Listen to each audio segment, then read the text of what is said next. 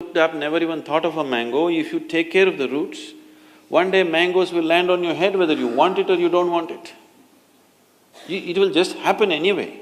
But that whole thing is gone today, everybody has become goal-oriented and new age meditation teachers are telling you, don't bother about doing anything, just imagine and it'll happen. You don't have to do anything.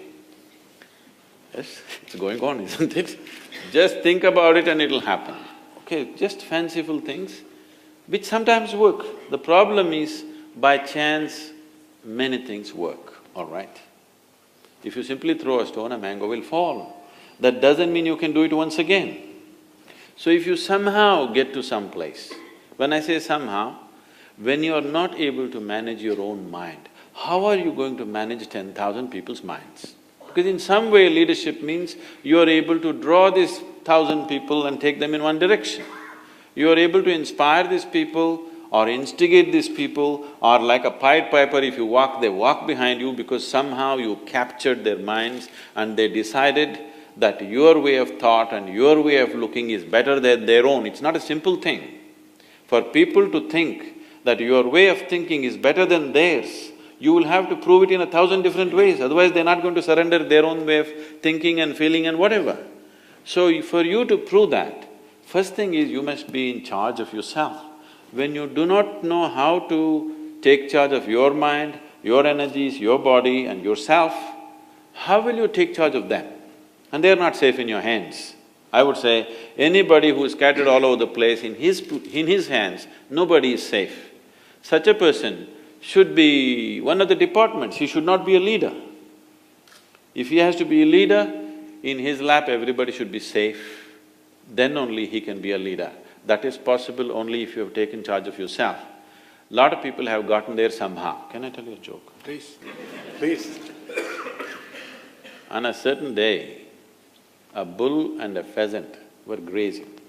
Bull was chomping the grass, pheasant was picking ticks off the bull partnership. There's a huge tree at the edge of the field. The pheasant very nostalgically looked at the tree and said, "Oh, alas, there was a time I could fly to the topmost branch of the tree. Now I do not have enough strength in my wing even to get to the first branch." The bull very nonchalantly said, "That's no issue. Just eat a little bit of my dung every day. Within a fortnight you'll get there." Pheasant said, "Come on, what kind of rubbish is that?" The bull said, "Really, try and see, the whole humanity is on it."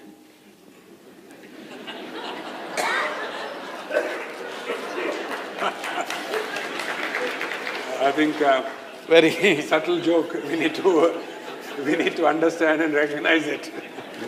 Because Sadhguru was very conscious not to use the terminology which we all use, which would have had a ringing tone. So very hesitantly, the pheasant started pecking at the dung, and lo, on the very first day it reached the first branch of the tree.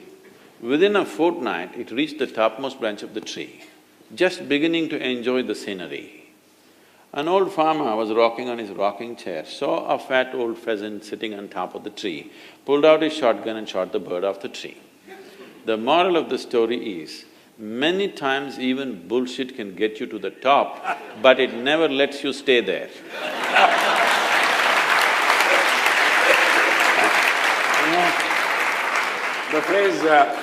The phrase was coming at the end, where the joke really was cracked. No, I was just trying to sensitize you. I know. To the dung Sadhguru first. always says this, that drama is important.